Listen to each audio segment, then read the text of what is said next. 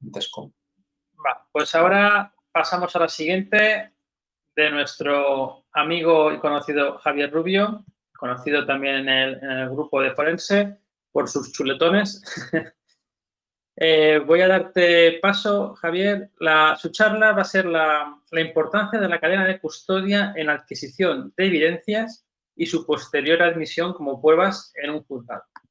La verdad que, bueno, mientras te busco voy hablando, la verdad es que muy interesante el título porque yo creo que el tema de los juzgados, o sea, todos conocemos muy bien el tema de forense, sabemos, pues bueno, más o menos de qué va, qué no va, pero el tema es que contra un juzgado pocos hemos tenido la posibilidad de poder hablar o estar en él y ver pues cómo se desenvolupa uno en esos ambientes, ¿no? Así que súper bien tu charla. Deberías de poder hablar ya, Javier. Creo que te he desmuteado bien.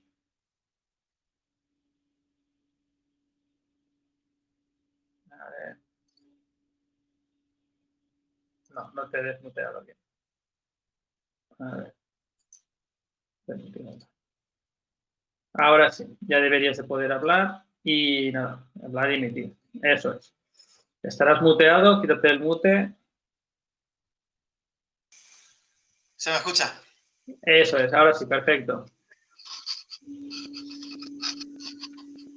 Nada, pues muchas gracias y no se acopla el audio, ¿no? No se acopla, ¿no? De momento no, así que de momento todo bien. Muy bien, pues muchísimas gracias, Jaume. Y nada, a ver que me apunte bien con la cámara, que se me vea. Bueno, gracias a todos por estar aquí en esta charla, en estas ponencias, en esta con. Y gracias a Jaume por invitarme, ¿no? Y gracias a los que me han precedido, ¿vale? Porque, bueno, pues yo los conozco a los dos, ¿no? Tanto a Antonio como a Ventura, y son grandísimos profesionales de lo suyo, los mejores que hay en el ámbito forense. Y desde luego que la charla que yo voy a dar no es tan técnica como la suya, y la suya cuesta más trabajo darla, ¿vale? Entonces, bueno, yo tampoco sé las siguientes, pero supongo que también serán muy técnicas, ¿no? Las siguientes charlas. Así que, bueno, yo voy a compartir mi pantalla con vosotros, ¿vale? Y bueno, pues pondré las slides, ¿no?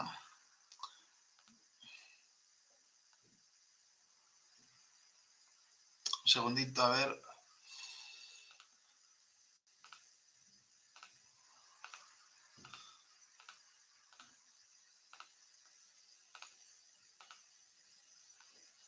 Pues no me deja...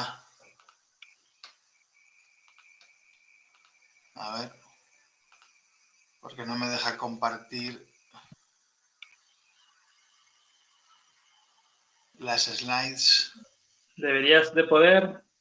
Tienes que tener, donde tienes el botón de la cámara, al lado un botón de compartir pantalla. Sí, lo sé, pero no me aparecen las slides. Pone share screen. Ah, vale, ahora sí. Bueno, en fin, menos mal. Vale, ¿se ve bien? Sí, se ve... Bueno, se ve lo que es el PowerPoint. Si quieres hacerlo así o con pantalla completa, eso tú mismo. ¿Así se ve mejor? De momento sigue igual, no ha cambiado nada. Pues lo he puesto en grande, pero bueno, en fin, es una cosa pues, que... Si tienes dos pantallas, igual estás presentando una y la pantalla completa en otra. Pero bueno, así se ve bien, Javier. Así que si quieres tirar vale. así adelante. Venga, pues tiramos así y ya está, para no retardarlo más. Bueno, la charla que yo voy a dar es la importancia de la cadena de custodia en la adquisición de evidencias y su posterior admisión como pruebas en un juzgado, ¿no? Bueno, yo soy Javier Rubio Alamillo, soy ingeniero en informática, también soy ingeniero técnico en informática, soy decano o presidente del Colegio Profesional de Ingenieros Técnicos en Informática de Madrid y esa es mi web y ese es mi despacho, ¿vale? Bueno, vamos a ver un poco una aproximación pues, a lo que es una visión general, metodología y fases del análisis forense, conceptos básicos de informática forense y luego cadena de custodia, que es lo que venimos a ver aquí, ¿no? Bueno, la idea es que nosotros debemos saber qué hacer en cada caso, ¿no? Es decir, la visión general es que nosotros sepamos qué tenemos que hacer cuando vayamos a volcar una evidencia, porque no todas las evidencias se vuelcan igual y no tienen el mismo tratamiento, porque ya sabéis que las evidencias informáticas son todas muy diferentes, ¿no? Y entonces, pues tenemos que saber, el ingeniero informático, nosotros desde los colegios defendemos que solo se puede hacer esto de una manera colegiada y todo eso, pero bueno, no es cuestión de esta charla. Pero nosotros lo que tenemos que saber es qué hacer en cada caso, ¿no? Entonces, ¿cuál es la metodología del análisis forense? Pues la identificación, la preservación, la adquisición, el análisis y la presentación. ¿Y qué es la cadena de custodia? Pues las tres primeras, ¿no? Identificación, preservación y adquisición. ¿Vale? Esas son las tres primeras, las tres primeras fases de un análisis forense son las que tienen que ver con la cadena de custodia. Ahí tenéis unas normas UNE, ISO y RFC donde están recogidas ciertas directrices para esto, ¿no? Entonces, ¿qué es la identificación de las evidencias? Bueno, pues es la determinación de qué evidencia es la que contiene la información que necesita ser peritada en este caso y debe ser aislada del entorno y solicitar su entrega al fedatario público que debe custodiarla, ¿no? Esto lo hace mucho la policía cuando hace entradas y registros, ¿no?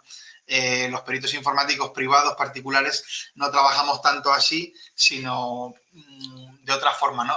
Porque a nosotros nos llegan los casos ya bien cuando han sido, cuando ya la policía los ha examinado o lo que sea, ¿no? Pero si en algún momento tenemos algún tipo de intervención de este tipo, ¿vale? Pues sí que nos va a tocar eso, ¿no? Nos va a tocar identificar qué evidencia puede contener la información y aislarla del entorno para que un fedatario la pueda guardar y la pueda almacenar de manera protocolizada, ¿no? ¿Qué tipos de evidencias hay? Pues ordenadores de sobremesa y portátiles, discos duros internos y externos, discos ópticos, o sea, CDs, DVDs, etcétera, memorias USB, teléfonos móviles, tabletas, de todo, ¿vale?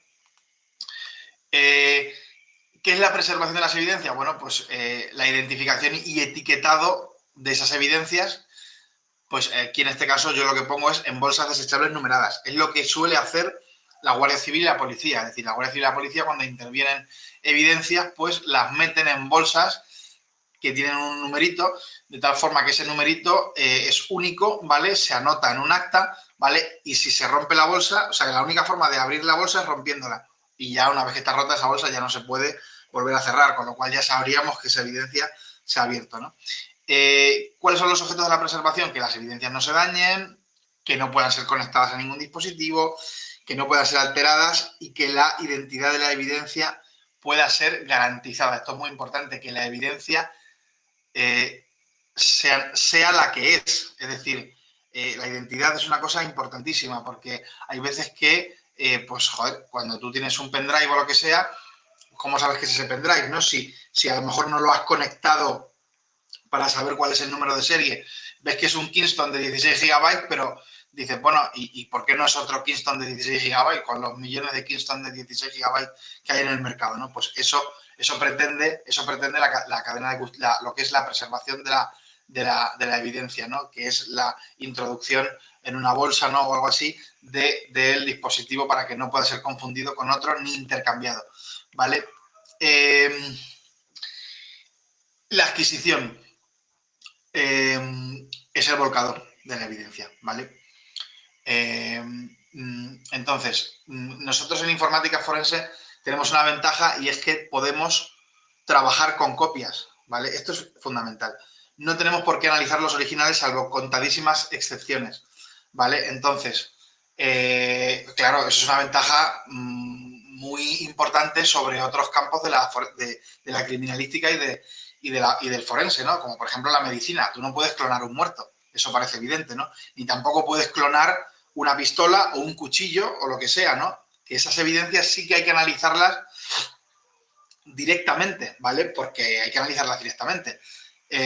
No se pueden copiar, sin embargo, un disco se puede copiar, un móvil no se puede copiar, pero se puede hacer un volcado muy fidedigno. Ventura os ha hecho una demostración de cómo hacer una adquisición de un móvil y tal, una tablet lo mismo, o sea que nosotros tenemos esa grandísima ventaja y es lo que tenemos que hacer. Nosotros, si podemos hacer un volcado, no tenemos que analizar la copia original, ¿vale? Entonces, uno de los objetivos es, obviamente, que varios profesionales puedan trabajar sobre las mismas evidencias, que se pueda repetir el proceso de volcado cuantas veces sea necesario y que la integridad de la evidencia pueda ser garantizada mediante el cálculo de su huella digital. Esto es muy importante porque la garantía de integridad de una evidencia es el hash, ¿vale? Es el hash, ¿vale? ¿Qué pasa? Que hay veces que, por ejemplo, cuando hacemos un volcado de un móvil, eso ya lo veremos más adelante, el hash puede cambiar, de hecho cambia. O cuando clonamos un disco SSD. Pero en ese paso, la evidencia pasa a ser el volcado, ¿vale? La evidencia sería ya el volcado, no sería el original, ¿vale? Sería el volcado, porque obviamente es el hash que no va a cambiar, ¿vale? Entonces, no sé si me entendéis, ¿vale? Pero es obvio que el hash de una evidencia original no siempre se va a preservar por las propias características que tienen las diferentes evidencias que ya vamos teniendo en la informática forense, ¿no? Entonces, una vez que ya hemos hecho la preservación de las evidencias, tenemos que analizarlas, ¿no? ¿Y cuáles son los objetos del análisis? Pues determinar si la cadena de custodia de la evidencia ha sido conservada o preservada y luego determinar el objeto del análisis, el propio objeto del análisis. Es decir, utilizando nuestras herramientas y el método científico, la certeza o incerteza del encargo recibido. Es decir, ¿estaba este tío utilizando el móvil a las 12:47 del día 27 de abril de 2019? ¿Sí o no? ¿Vale? Ese es el objeto del encargo. Pero para llegar hasta ahí tiene que haber un procedimiento, que es lo que estamos diciendo en esta charla, de preservación de la evidencia para garantizar que la evidencia es la que estamos analizando, es la que tenía ese tío el 27 de abril de no sé qué, que fue el día de los hechos, y que no ha sido alterada desde el día 27 de abril, en el cual la policía le detuvo, hasta 2 años después, que es cuando se analiza la evidencia, ¿no? Y bueno, luego tenemos la presentación de los resultados, que es, pues eso, exponer en un informe pericial el proceso completo de análisis de la evidencia, desde su identificación, recolección y adquisición, hasta el análisis de la misma como tal, hasta dar cumplimiento al objeto de la pericia, ¿vale? Entonces, hay que razonar la conservación de la cadena de custodia y hay que ilustrar a los profanos, en este caso, el juez, el fiscal y los letrados, básicamente, ¿vale? El fiscal puede no estar, porque no en todos los procedimientos hay un fiscal, solo en la parte penal, en la jurisdicción penal, en el orden penal hay un fiscal, ¿vale?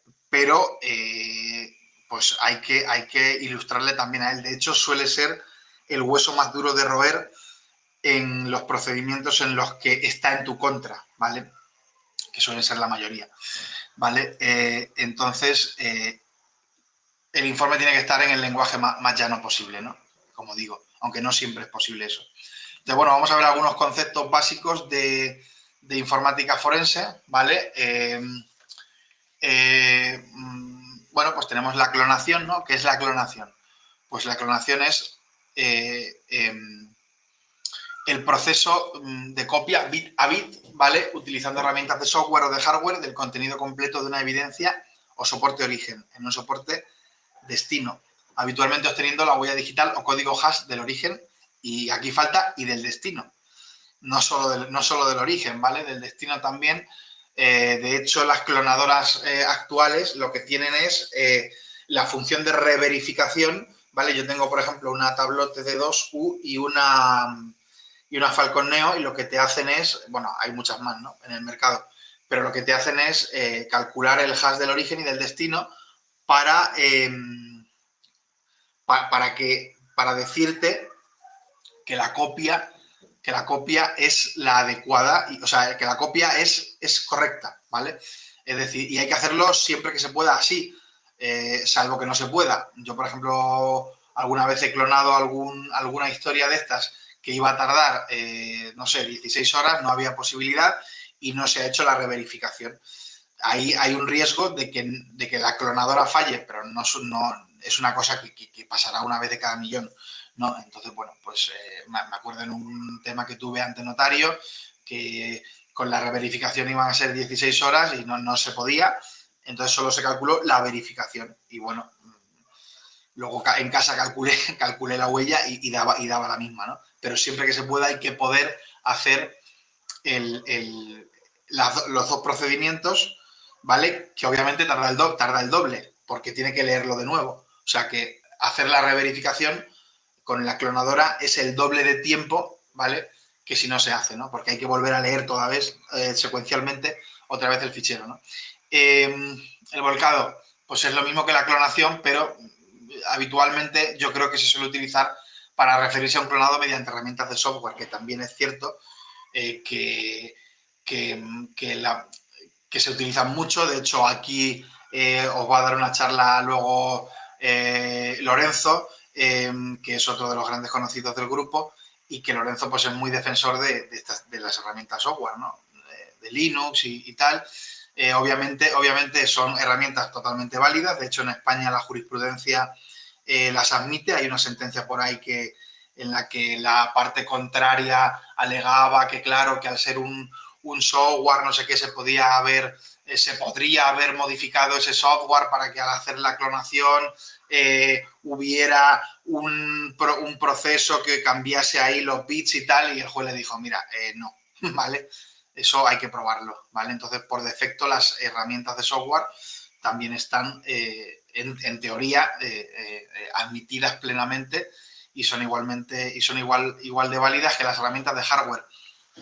Lo que pasa que, claro, en una notaría o en un procedimiento judicial, en un juzgado, perdón, pues es más cómodo llegar, conectar el origen y conectar el destino, darle al botón, decirle al secretario judicial o al notario que tú no tocas ahí nada, que no estar con el ordenador, que el tío te ve ahí toqueteando y tal, y te puede decir, el tío o la tía, no sé, te puede decir, bueno, ¿usted qué está haciendo?, ¿no?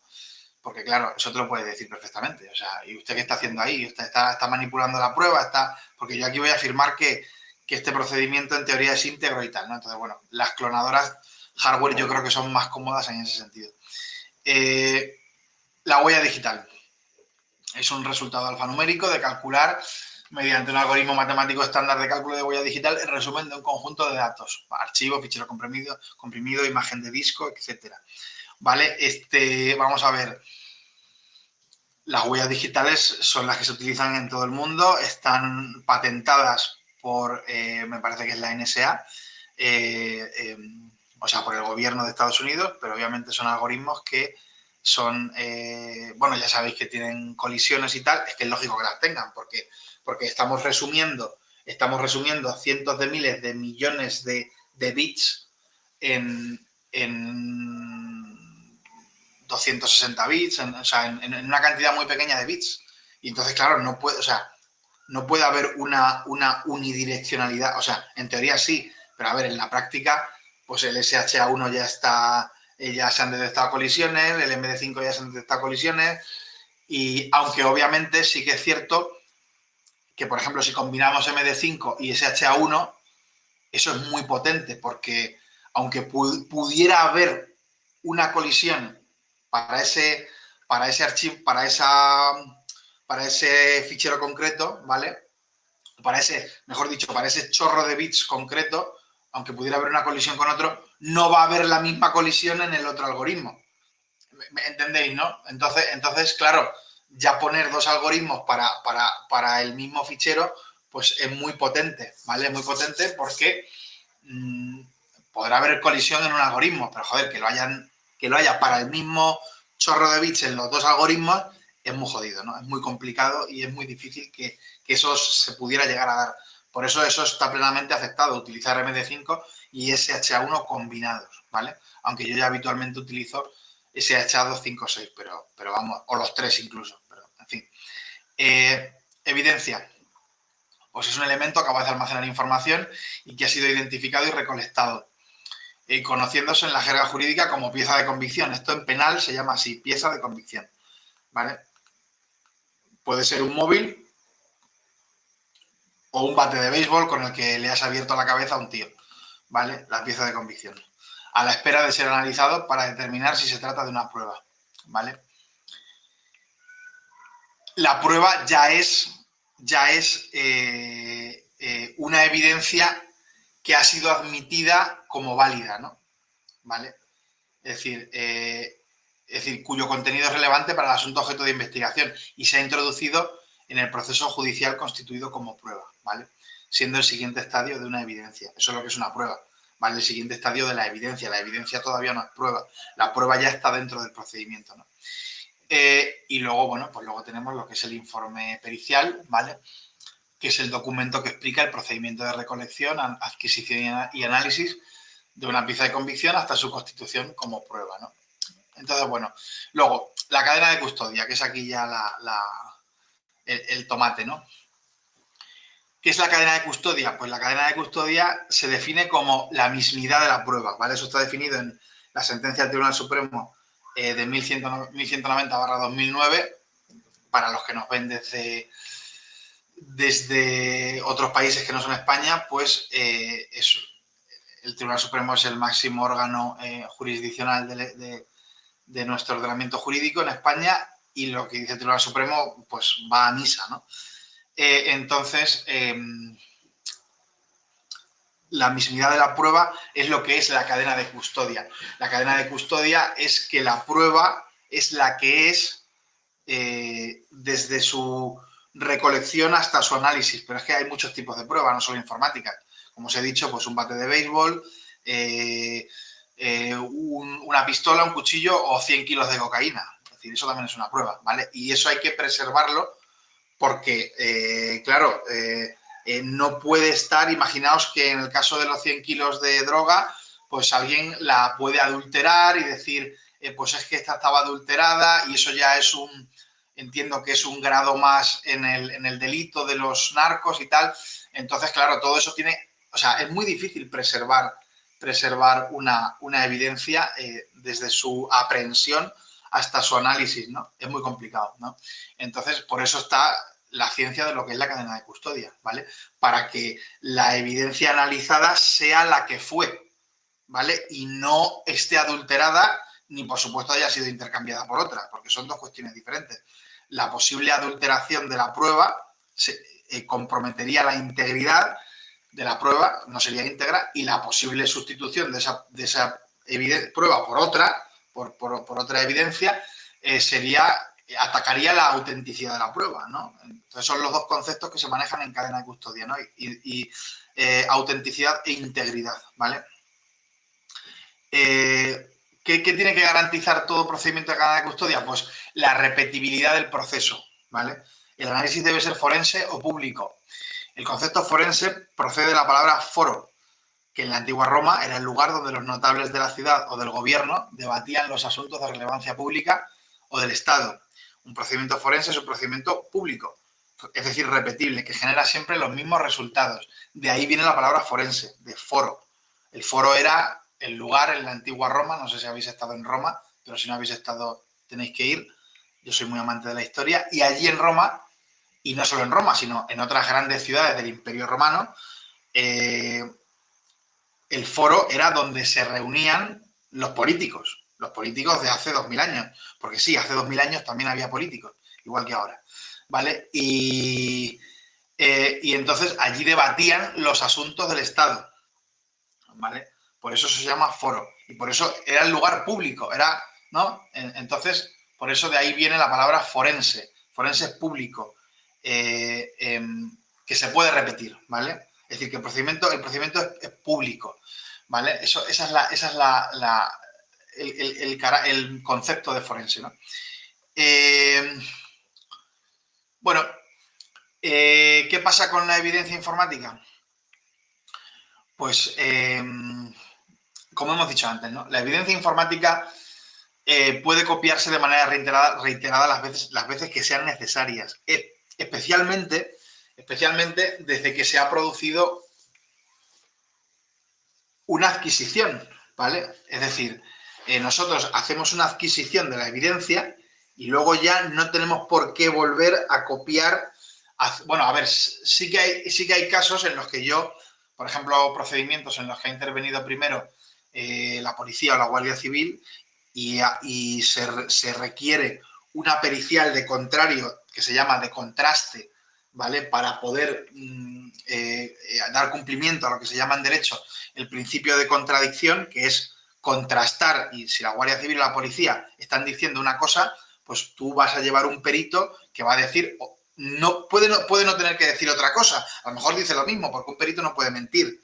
Esa es la diferencia con los abogados, ¿no? Que un perito no puede mentir y un abogado sí, ¿vale? A lo mejor no dices otra cosa, pero lo analizas para ver si efectivamente es eso, o para ver si hay algunos matices, o para ver si es otra cosa completamente diferente, ¿no? Entonces, la evidencia informática, o sea, volver a hacer un volcado del original no es lo habitual, salvo en estas excepciones, ¿no? Sino que lo habitual es, si se quiere volver a repetir el análisis, pues haces una copia ya del volcado, no del original, porque hacer una copia del original tiene unas implicaciones mucho más importantes, como hacerla ante notario o hacerla ante el secretario judicial, etcétera, ¿no? Entonces, como os he dicho antes, la evidencia informática, su naturaleza, evita que se deba analizar el original, salvo en contadas excepciones, ¿vale? Como sucede en otras ramas de forenses, ¿no? Pues la balística, tú la bala no la puedes copiar, tienes que analizar esa bala, ¿vale? La medicina, no se puede clonar un muerto, pues lo que os he dicho del bate de béisbol, si eso tiene unas huellas dactilares, esas huellas no se pueden, o sea, hay que analizarlas sobre el terreno, ¿vale? Sobre el propio bate, no puedes clonar el bate y analizar una copia del bate, no, tienes que analizar las huellas en el propio bate, y eso yo creo que es mucho más complejo que la informática, ¿no? Porque en la informática sí que puedes hacer una copia, ¿no? Entonces, bueno, los procedimientos de clonado se suelen producir siempre ante fedatario público, ¿vale? En España los fedatarios públicos que hay son dos, ¿vale? Notario y letrado de la Administración de Justicia, ¿vale? El letrado de la Administración de Justicia es, por así decirlo, el notario de un juzgado, ¿vale? De hecho, es el notario de un juzgado, de manera de facto, vamos, es el que da fe de los actos jurídicos que se producen en un juzgado. En todos los juzgados hay un letrado de la Administración de Justicia, que es el que da fe de esos actos, ¿vale? Entonces, de hecho, lo pone abajo, doy fe. O sea, en los oficios, pone abajo el letrado, doy fe. Igual que un notario. El notario siempre, si habéis visto un acta notarial, también es siempre doy fe. ¿Vale? Pues son figuras jurídicas que están investidas de autoridad en España para dar fe pública de ciertos actos, ¿no? De ciertos actos no, de todos los actos de los que se pueda dar fe, porque son los dos únicos que pueden hacerlo, ¿vale? Entonces, ¿qué pasa? El notario no es un perito, ¿vale? De hecho, el artículo 199 del Reglamento de la Organización y Régimen del Notariado, que data de los años 40, ¿vale? O sea, hace un huevo, cuando no había ni informática, cuando Alan Turing estaba descifrando ahí los códigos de Enigma y no había PCs ni nada que se le pareciera, ¿vale? Impide al notario entrar allí donde sean necesarios conocimientos periciales. Yo siempre pongo el mismo ejemplo. Es decir, un notario puede ir a un edificio y decir, coño, aquí hay una raja, y sacar una foto y decir, en el edificio número 27 de la calle no sé cuánto, tal, en la tercera planta hay una raja de 1,5 metros en la pared, no sé qué, y aquí se juntan las fotos. Pero el notario no puede decir que el edificio se va a caer, o que no se va a caer. El notario no lo sabe, ni una cosa ni la otra. Eso tiene que decirlo un arquitecto, o un arquitecto técnico, ¿vale? El que corresponda, no sé quién tendría que ser, pero uno de los dos, ¿vale? ¿vale? O un ingeniero de estos de cálculo de estructuras, no lo sé, pero el notario no puede decirlo. Entonces, el notario no puede entrar allí donde se necesitan conocimientos periciales. Y lo mismo para el letrado de la Administración de Justicia. Es decir, que es, por así decirlo, el notario de los juzgados. Tampoco es un perito, ¿vale? Entonces, ellos van a mirar por encima lo que tú estás haciendo, ¿vale? Como perito. Y de hecho, en el caso del letrado, la jurisprudencia, ¿vale? Como la STS 1599/99, o sea, una sentencia de hace ya 22 años, como veis, y siguientes, ¿vale? Permiten al letrado de la Administración de Justicia ausentarse cuando se está produciendo de manera efectiva el volcado de un elemento y se encuentra la policía presente, ya que al no ser técnico desconoce el proceso y no puede aportar nada. Es decir, que el letrado esté allí como una seta mirando la clonadora, pues mira, eso aparte es improductivo, porque puede resultar que eso tarde 2 días. O sea, es que clonar, por ejemplo, un disco de 2 teras, pues igual tarda 2 días. O sea, así de claro, o 1 día y medio, o una cosa así, ¿vale? Clonar 2 teras me refiero con la reverificación, es decir, con la verificación del hash, ¿vale? Porque tiene que volver a leer otra vez los 2 teras. O sea, que ¿vale? Entonces, bueno, pues eso. El perito no es ni un notario, ni un letrado de la Administración de Justicia, ni tampoco un policía, por lo que no goza de presunción de veracidad, ¿vale? Y por tanto necesitará de cualquiera de estos dos profesionales para adverar un clonado o un volcado. En el caso de que sea un perito judicial, es decir, insaculado y nombrado por el juzgado, bueno, realmente la ley no distingue. La ley no distingue lo que es la ley, ¿no? Las leyes procesales. No distinguen entre las obligaciones que tiene un perito de parte y un perito judicial. Tienen las mismas obligaciones, ¿vale? Las mismas, decir la verdad, ¿vale? Esa es la única obligación que tiene un perito. Pero, tanto si es de parte como si es judicial. Pero ¿qué pasa? Que en la práctica se da más veracidad o se otorga más presunción de veracidad a lo que dice un perito insaculado por el juzgado. En fin, yo eso no lo veo bien, pero es lo que ocurre. ¿Vale? Entonces, si no eres un perito insaculado por el juzgado, sino si eres un perito de parte y estás en un procedimiento penal, vas a tener que redoblar todos los esfuerzos para preservar la cadena de custodia, porque lo primero que van a hacer, que va a hacer un fiscal o lo que sea, es poner en duda el procedimiento, poner en duda tus capacidades, poner en duda todo, ¿vale? Lo van a poner en duda todo, ¿vale? A mí me ha pasado, o sea, es que no... Y ahora sí, pues puedo decir que he conseguido transmitir a los jueces y tal, que lo que yo estaba diciendo era verdad y al final el fiscal no decide el juez, ¿no? O los jueces o una sala, ¿no? Y ellos son los que ponen las sentencias, ¿no?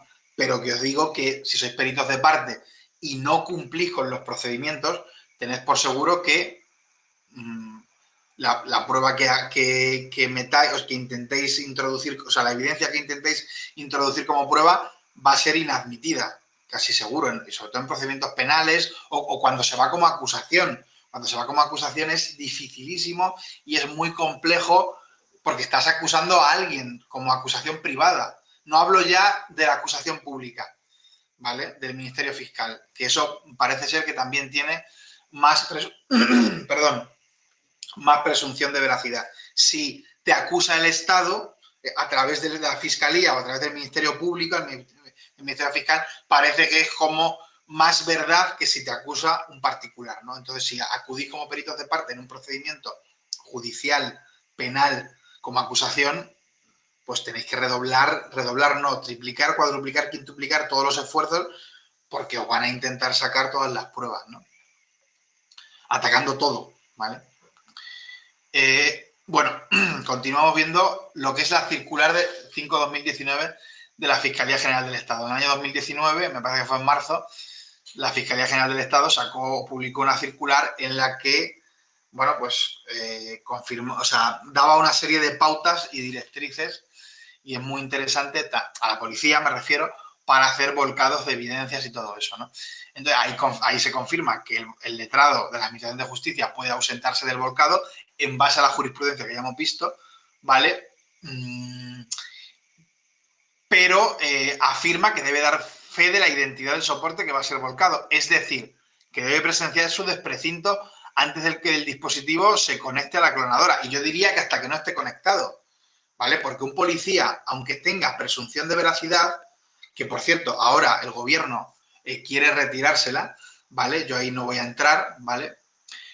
Pero aunque un policía tenga, de momento la tiene, presunción de veracidad, no, tampoco es un notario ni un fedatario público, ¿vale? Ojo, entonces el fedatario público, que es el letrado, en mi opinión, debe estar presente hasta que se conecta el cacharro, o sea, el disco al cacharro, y ha identificado el número de serie y todo del dispositivo que se está conectando. Y ha identificado que estaba en una bolsa precintada, ¿vale? Precintada de estas que os he dicho yo, que no se pueden romper, porque si se rompen ya no se pueden volver a unir, porque se vería que han sido rotas, ¿vale? Son de plástico muy duro, y una vez que las rompes ya no se pueden arreglar, por así decirlo, ¿vale? Entonces, entiendo que el letrado debe, y eso más o menos es lo que dice esa circular de la Fiscalía. Lo que viene a decir es que el letrado debe presenciar, por así decirlo, el desprecinto. No lo dice exactamente así, pero es lo que se infiere, de que debe presenciar el desprecinto de la evidencia, ¿vale? Porque entonces, ¿qué coño de evidencia está clonando la policía? O sea, hay que ver, tienen que ver que esa evidencia es la que se conecta, y que ese número de serie de ese cacharro que está dentro de la bolsa, de ese disco duro o lo que sea, que está dentro de la bolsa, en caso de que sea un disco, en el caso de que sea un pendrive, pero el número de serie es muy complicado, habrá que conectarlo a la clonadora y mirar las propiedades, pero bueno, hay diferentes formas, ¿no? Y ver que ese número de serie es el mismo que aparece en el acta de entrada y registro de hace un año, cuando otro secretario judicial, que es como se llaman también los letrados de la Administración de Justicia, pues acudieron a un sitio y aprehendieron, o sea, es decir, tomaron,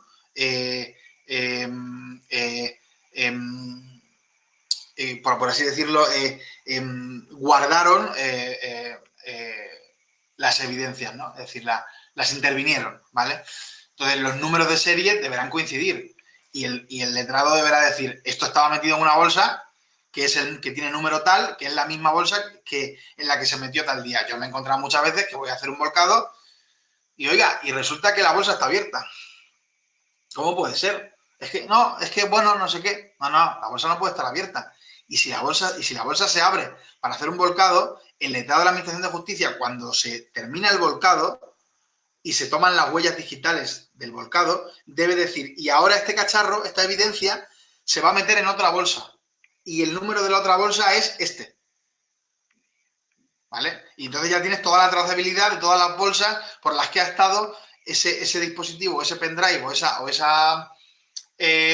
disco duro, o ese móvil, o lo que sea, ¿vale? Y entonces tienes toda esa trazabilidad, ¿vale? Y estás seguro de que siempre se ha abierto en presencia del secretario judicial. Lo que no te puedes encontrar, como me ha pasado a mí, es ir a un juzgado, hacer un volcado de unas evidencias y tal, y decir, no, aquí está la evidencia. Joder, pero si está abierta la bolsa. Ya, es que cuando vinieron a clonarla los guardias civiles la dejaron así. O la policía, o quien sea. O, en fin, la fuerza policial. No quiero personificar a nadie. Ya, pero es que el secretario judicial, el letrado de la Administración de Justicia, tendría que, al terminar, haber introducido ese bicho en otra bolsa, ¿vale? Y haber anotado el número de serie de esa bolsa. De esa bolsa, por así decirlo, que no se puede romper, y que si se rompe, está claro que se ha roto, ¿no? Bueno, entonces, ¿qué es lo que hacen las fuerzas y cuerpos de seguridad del Estado? Pues eso, cuando se produce una entrada y registro, pues lo que dice la circular de la Fiscalía es que hay que hacer copias lógicas de la información, es decir, sacar pantallazos, por ejemplo, en asuntos como la pornografía infantil. Lo que hacen es entrar en la carpeta compartida, My Share Folder o no sé qué, o como se llame, o Incoming o lo que sea, del emule o de lo que sea que estén investigando y sacan pantallazos de los vídeos que hay, ¿no? Y eso lo tienen que hacer delante del secretario judicial o letrado de la Administración de Justicia. Y el tío tiene que adjuntar esos pantallazos, pues con fotos o lo que sea, al acta, ¿vale? Eso es lo que dice la circular de sacar copias lógicas. Y luego eso se debe por así decirlo, esos discos duros se deben apreender, es decir, intervenir, tomar y precintar, ¿vale? Para que luego se produzca un análisis en condiciones. ¿Por qué eso de hacer una copia lógica? Bueno, que no tendría mucho sentido, ¿no? ¿Por qué hacer una copia lógica? Pues porque a lo mejor cuando llega la policía y le da a apagar el Windows, pues el tío tiene puesto una cosa de esas de que es indestructible, perdón, de que es indestructible, de que se puede destruir la información, o a lo mejor el disco está cifrado y luego no se puede descifrar, o lo que sea, ¿no? Entonces, de ahí eso de hacer copias lógicas, ¿no? O no copias lógicas, sino, porque eso no sería una copia lógica, el sacar pantallazos. Se puede ser una copia lógica y sacar el hash, o simplemente tomar pantallazos, que no es una copia lógica como tal, ¿no? Pero bueno, para evitar que no se pueda, que luego, si se produce un análisis de la evidencia y está cifrada o había un programita de esos que destruyen información, pues que haya algo, ¿no? Entonces, yo por eso soy más partidario de no hacer eso y simplemente tirar del cable. Es que es el protocolo más lógico. Es decir, vale, es que ahí Lorenzo me diría, es que vas a perder información de la RAM, no sé qué, no sé cuánto, mete un disco en la RAM. A ver, sí, eso está muy bien y tal, pero hay que tener una pericia muy alta para poder sacar información de una RAM, ¿vale? Y ver que no hay nada ahí que pueda perjudicarnos o que a la hora de apagar o lo que sea. Entonces, lo mejor es tirar del cable, no tocar nada, tirar del cable y luego esos discos se analizan en el laboratorio, ¿vale? Bien, pues ya hemos hablado de las bolsas de evidencias, ¿vale? Y luego, lo que os he dicho de la pericial de parte. O sea, la pericial de parte requiere de una escrupulosa conservación de la cadena de custodia, ¿vale? Que no se tiene tan en cuenta cuando los peritos son policiales. Es decir, mi experiencia es que cuando aquí os van a dar, si no tengo mal entendido, charla dos policías, uno de la Guardia Civil y otro de la Policía Nacional, ¿vale? Dos compañeros que me consta que son grandísimos profesionales y que son muy expertos en la materia, ¿no? Pero sí que es cierto que yo lo que he visto es que cuando los peritos son policiales, no se mira tanto que se haya cumplido con la cadena de custodia, que las evidencias, tal. Ahora, cuando eres un perito de parte y quieres aportar a un procedimiento una prueba, pues te van a mirar todo con lupa, ¿vale? Es decir, el perito de parte no posee presunción de veracidad, ¿vale? Entonces, cualquier adquisición o volcado de la evidencia deberá realizarse ante notario o letrado, y aún así te van a poner en duda la identidad de la evidencia porque con el notario o el letrado te vas a garantizar de la integridad, pero no de la identidad, te van a poner en cuestión la identidad, ¿no? Entonces, bueno, lo que os quiero decir es que la pericial de parte tiene que tener un cumplimiento y una preservación exquisita de la cadena de custodia, sobre todo si vamos como acusación, ¿vale? Ir de acusación es muy complicado. Es decir, cuando tú quieres meter a alguien en la cárcel, eso es lo que es la acusación, ¿no? Tú no, el cliente, ¿no? Bueno, entonces, diferentes procedimientos así muy rápido de cadena de custodia, ¿no? En función de los dispositivos, ¿no? Discos duros mecánicos, USBs y pendrive. Pues la copia física, ¿vale? Huella digital o hash, es decir, haremos una copia física y sacaremos la huella digital, ¿no? De ese disco, de ese USB o de ese pendrive, ¿no? Cadena de custodia en discos duros SSD.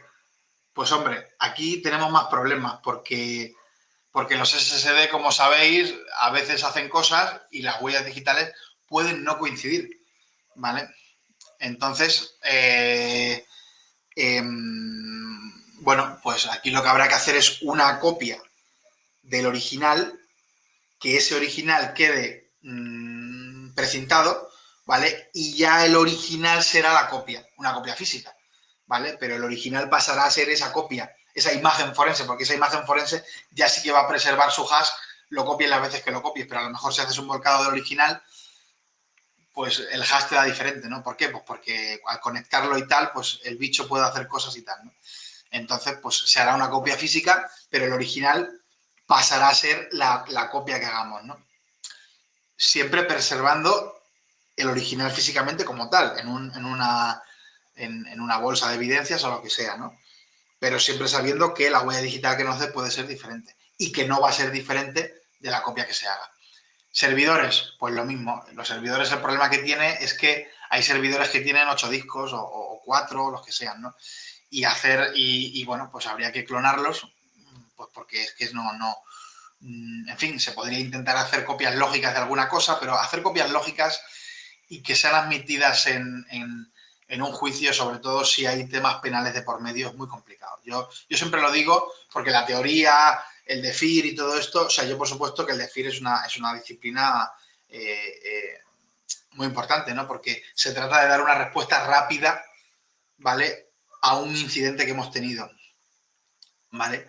Pero luego llevar eso a un tribunal, si no ha habido una adecuada preservación de una cadena de custodia, tú lo puedes llevar, pero va a ser muy complicado que haya condenas, ¿vale? Si no hay una preservación de la cadena de custodia muy clara, ¿vale? Esa es la realidad. Es decir, alguien te podrá decir, no, porque tú lo explicas. Sí, lo explicas, pero el derecho penal es el derecho penal. Y en el derecho penal no puede haber, y yo no soy abogado, es posible que haya algún abogado viéndome, pero yo no soy abogado, pero es cierto que en el derecho penal, pues si hay una duda razonable, esa persona tiene que salir libre, ¿no?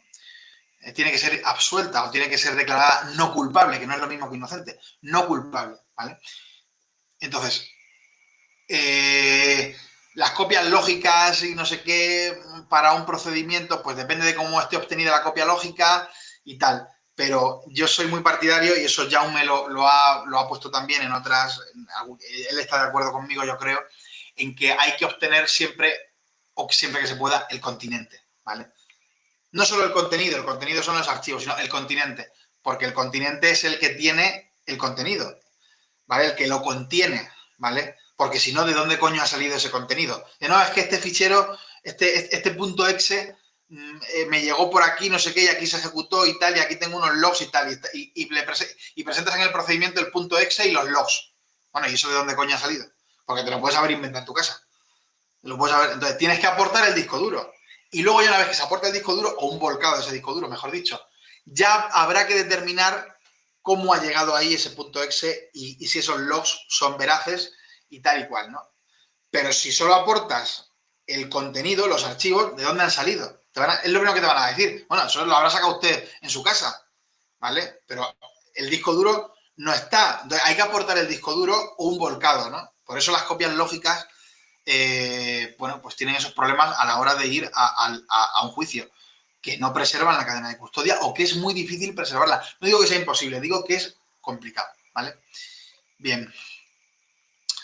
En teléfonos móviles y tabletas, pues se podrá hacer una copia lógica o física, o luego hay diferentes tipos, ¿no? De copias lógicas, ¿no? Lógica avanzada, del sistema de ficheros, de esto sabes mucho más, 100 trillones de veces más que yo, Ventura, ¿no? Buenaventura, que es el chico que os ha dado la charla antes, ¿no? Y que es muy amigo mío y que es un crack. Entonces, en Apple, pues una copia lógica es lo que se puede hacer con Apple, ¿vale? ¿Habrá Apples del año de la Polka en los que se puede hacer una copia física? Pues seguro, pero los Apple habitualmente, los dispositivos Apple, los iPhone, los iPad, etcétera, lo normal es que solo puedes hacer una copia lógica, no una copia física, ¿vale? O una copia lógica avanzada, o en fin, pero no una copia física completa, ¿vale? Es muy complicado de un Apple hacer una copia física completa, salvo que sea un Apple de hace muchos años, ¿no? O que saquen un exploit o lo que sea porque hay un fallo específico en no sé qué, no en el software, sino en el hardware, porque si es un fallo en software, lo que va a hacer Apple es corregirlo, ¿no? Pero si es un fallo en hardware, ya no se puede corregir precisamente los exploits que ha sacado Celebrite y tal para hacer volcados de Apple y tal entiendo que son fallos de hardware, ¿no? Y que no se pueden corregir, ¿no? Entonces, luego de Android, pues se pueden hacer, hay varias formas de hacerlo, ¿no? Copia lógica del sistema de ficheros, APK downgrade o física. ¿Qué es lo que pasa con las copias lógicas del sistema de ficheros, físicas o como queramos? Pues que el hash cambia cada vez que se enciende el móvil y hay que encender el móvil, ¿vale? Hay veces que podemos no encenderlo porque, por ejemplo, con Celebrite, yo tengo Celebrite, a veces te dice, conéctelo, tal, o sea, no entra en el sistema operativo, ¿vale? No entra, por así decirlo. Y no hace falta encender el móvil, ¿vale? En ciertos modelos, ¿no? Porque han conseguido por así decirlo, llegar al fondo de ciertos modelos y se puede hacer un volcado físico de ese modelo sin encender el móvil. Pero no es lo habitual. Lo habitual es encender el móvil. Y eso va a hacer que el hash cambie, con lo cual nuestra copia original será el volcado, ¿vale? Y obviamente, si tenemos que hacer una contrapericial, pues por una pericial que haya hecho la Guardia Civil o la policía o lo que sea, o otras policías de cualquier parte del mundo, pues habrá que hacer un volcado probablemente del original, pero el hash va a ser distinto, ¿vale? Entonces, yo también he hecho volcados físicos sin necesidad de encender el móvil y os puedo decir que el hash también sería distinto. ¿Por qué? Porque hay archivos, las herramientas forenses móviles son invasivas, son poco invasivas, pero son invasivas. Y hay archivos que se modifican, ¿vale? Entonces, incluso sin encender el móvil, para la herramienta es como una especie de disco duro que se conecta y hay veces que para hacer el volcado pues hace ciertas modificaciones y entonces si hay con una modificación que haya, ya con un bit que cambie de todo el chip de memoria, ya deja de ser diferente, ¿no? Entonces, pues hay que tener en cuenta eso. Y luego, la nube. La nube ya es el futuro. Y la nube va a ser un problema para los forenses. O sea, bueno, más que un problema, un reto, ¿no? Porque, claro, ¿cómo coño te haces un volcado físico de una nube, no? Es que es muy complicado. Entonces, habrá que hacer un volcado lógico, pero ¿cómo? ¿Cómo? Ante notario. ¿Y el notario qué coño sabe de que tú te estás conectando a esa nube? Lo mismo te estás conectando a una nube de tu casa y has hecho un túnel o no sé qué y estás diciendo, me conecto a esta IP, pero esa IP realmente por debajo te estás conectando a otro sitio. Es muy difícil, ¿vale? En los procedimientos en los que hay evidencias en la nube van a ser un reto muy importante.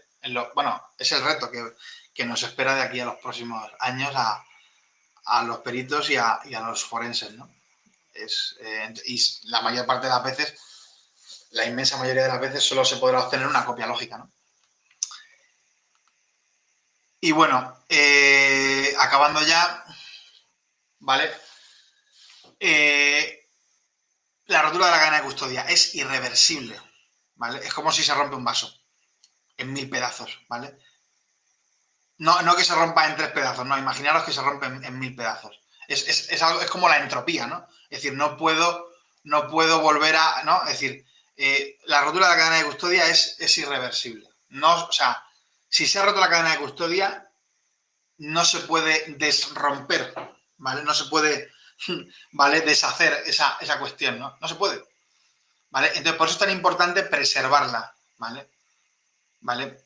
Entonces, si una evidencia no está investida de cadena de custodia, podrá ser impugnada y no ser admitida como evidencia, especialmente si es de parte, ¿vale? Y para ello se necesitará un informe pericial que demuestre que la cadena de custodia efectivamente se ha roto. No vale solo con la suposición. Incluso en algunas sentencias está claro que la cadena de custodia se ha roto, porque yo he tenido ese tipo de sentencias, pero el juez interpreta que no ha habido manipulación de la evidencia, ¿vale? Porque el juez valora la prueba en función de la sana crítica. Es decir, no siempre que se rompa la cadena de custodia te van a echar la prueba para atrás. Bueno, si vais de parte seguro que sí, ¿vale? Pero si esa rotura de la cadena de custodia la ha hecho un funcionario del Estado, mi experiencia es que no siempre se va a echar para atrás esa evidencia, ¿vale? Porque el juez o los jueces van a valorar esa prueba en función de la sana crítica. Y si no se demuestra que ha habido una manipulación dolosa, ¿vale? Dolosa es a propósito, pues no la van a echar para atrás. A lo mejor demuestras que ha habido una manipulación, pero te van a decir que eso ha sido fortuito, ¿vale? A mí me ha pasado. He tenido los dos tipos de procedimientos, bueno, he tenido todos los tipos de procedimientos. Procedimientos en los que he echado para atrás una prueba sin cadena de custodia, procedimientos en los que me hayan echado a mí una prueba por no tener cadena de custodia, no, porque soy muy escrupuloso con eso. Pero procedimientos en los que yo he echado para atrás una prueba por no tener cadena de custodia, sí. De hecho, hace poco uno. En audiencia provincial. Entonces, aquí, pues, si sois peritos de parte tenéis que cumplir, ¿vale? Y bueno, pues es lo que os puedo decir, ¿vale? Que luego el juez valorará la prueba en función de la sana crítica. Y si no demostráis, a lo mejor, que ha habido una manipulación dolosa, como digo, pues no hay nada que hacer, ¿no? El juez dirá pues que eso ha sido sin querer y ya está. Pero puede que no diga eso, puede que diga, pues mira, pues resulta que sí, que no hay cadena de custodia y como no hay más pruebas aparte de esta, sobre todo si es la única prueba, como sea la única prueba y no tenga cadena de custodia, ahí sí que es muy posible que os den la razón. Ahora, como sea una prueba más y sea una prueba accesoria y haya 20.000 pruebas más, pues mira, pues es que no, entendéis lo que quiero decir, ¿no? Pero como sea la única prueba, es muy posible que si no tiene cadena de custodia haya una sentencia favorable a la persona acusada, ¿no?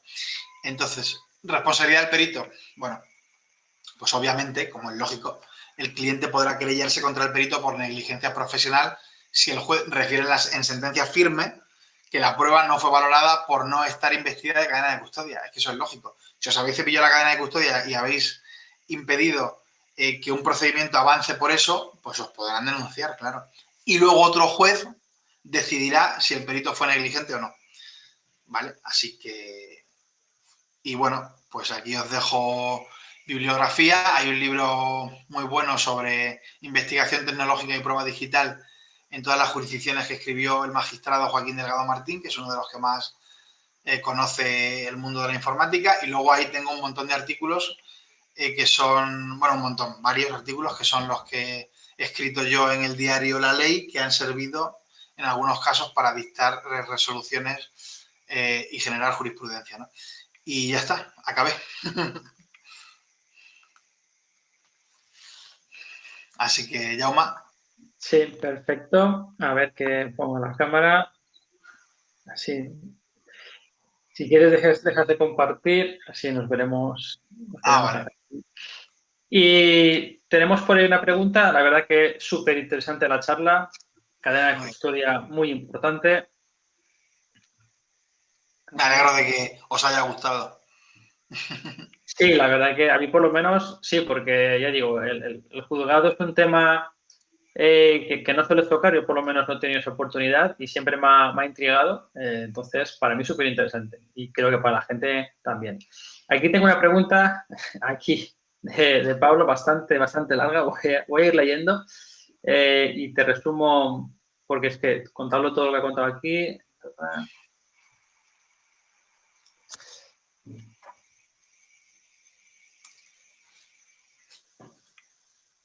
Vale, básicamente empieza aquí la pregunta. Pero las pruebas obtenidas de la nube, por ejemplo, no pueden ser descartadas de raíz por el hecho de no poderse calcular un hash del continente de forma directa. ¿No crees que, aunque sea difícil, la tendencia en un juzgado o en el juzgado en la sana crítica tendría que ser de más veracidad al forense siempre que explique su metodología y sea creíble? Bien, es una pregunta interesante. Sí, si no tienes nadie que te contradiga, por supuesto que el juez te va a hacer caso a lo que tú dices como forense, como perito. Si nadie te contradice, ¿vale? Lo tuyo va a ir a misa. Lo normal es que si hay un acusado y hay unas pruebas en nube que tú has obtenido y no hay forma o la cadena de custodia es dudosa, no porque sea dudosa porque tú lo hayas hecho mal, sino porque la propia naturaleza de la nube y la cadena de custodia aplicada a la nube es dudosa, ¿vale? Pues si alguien te puede llegar a contradecir, un perito de contrario, exponiendo todos los fallos y a lo mejor viendo algún hueco que diga que esa información pues ha podido ser alterada o que ha podido crearse ad hoc, ¿vale? Es decir, preconstituirse, ¿vale? Yo he tenido muchos procedimientos en los que y tengo muchos procedimientos en los que se preconstituyen pruebas, incluso con peritos. Es decir, yo lo he visto. Es decir, que un perito, porque hay mucha gente que por dinero hace todo. Yo no soy así, pero hay mucha gente. O sea, yo trabajo por dinero, pero a mí si alguien me dice que mienta y me lo han ofrecido, pues le voy a mandar a tomar por culo. Así de claro. Y siento ser así de explícito, pero es así. Pero hay gente que no. Y yo he visto pruebas preconstituidas. Es decir, pruebas, no que se haya inventado el perito, sino que se ve que alguien se ha inventado y que el perito las advera. Entonces, si tú de contrario tienes una pericial que pone de manifiesto que eso puede estar preconstituido o manipulado y lo explicas mejor, y ese tío lo explica mejor, o tía, no sé, lo explica mejor que tú, pues el juez le va a creer al otro. Así de claro, ¿vale? Entonces, si solo estás tú, obviamente te va a creer a ti. Pero si hay otro, ¿vale? Y ese otro lo explica mejor, pues el juez va a creer al otro. Y sobre todo si tú vas como acusación, ¿va? Y no como perito judicial o no como perito policial. Si vas como acusación, es que es muy difícil hacer las cosas todo perfecto y que el juez, y aunque esté todo perfecto, que haya una condena, pues porque, en fin, una acusación particular es una acusación particular y puede haber intereses espurios o lo que sea. Entonces hay que redoblar esfuerzos y hay que ser muy bueno haciendo todas estas cosas para que haya una condena en ese aspecto, ¿no? Entonces, bueno. Vale, aquí tenemos otra pregunta de Frank. Dice, de Frank, bueno, la pregunta es, ¿conoces alguna guía para la cadena de custodia lógica y digital, entiendo, válida para Europa? No, no hay.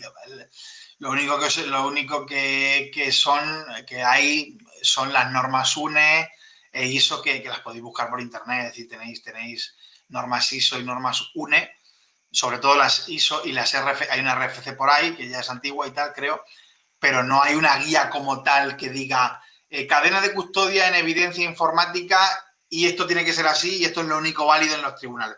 No. La cadena de custodia es particular para cada caso y el perito, el profesional, tiene que saber cómo aplicarla en cada procedimiento. ¿Vale? Hay guías, pero no hay una guía única porque cada evidencia es diferente. Entonces, imaginaos que tuviera que haber una guía por cada una de las evidencias. No, al igual que no la hay para un cuchillo, para un arma o para lo que sea, ¿no? Entonces, bueno, pues esa es la cuestión, ¿no? Que no hay guías de aplicación obligatoria, sino que lo que hay son pues artículos, RFCs, pues ISOs y UNES que te dicen un poco cómo hacer las cosas, ¿vale? Pero ya está. Aquí otra pregunta de Aitor, no la tengo que entender muy bien, yo la cuento y vemos. Dice, por lo que has comentado con los discos SSD, la evidencia nunca se vuelca en un disco SSD para evitar que se modifique el hash, ¿no?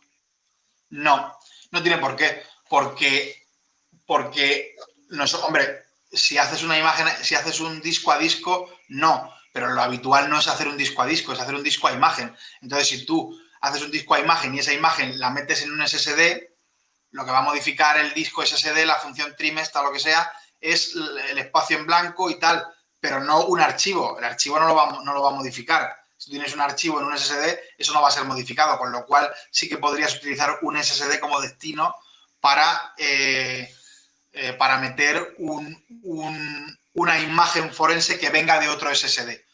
¿vale? No habría problemas, ¿vale? Perfecto. De momento, bueno, no hay más preguntas. Está la gente ya comentando en el grupo de Forense sobre, pues, toda la parte de cloud que has comentado y tal. Así que te invito, Javier, a que te pases por ahí y compartas tu opinión y continuemos el debate. Y nada, la verdad que gracias por tu parte. Está, te digo, súper bien la charla. Y ahora nada, sin más, vamos a dejarlo aquí, a comer y tomar un poco de energía y volvemos lo que sería a las 3 de horario español, GTM +1. Y nada, espero que continuéis todos, que sois muchos los que estáis en online. Gracias y nos vemos más tarde. ¿Sí, Javier? Muchas gracias a ti y a todos los que están, ¿vale? Perfecto, muchas gracias.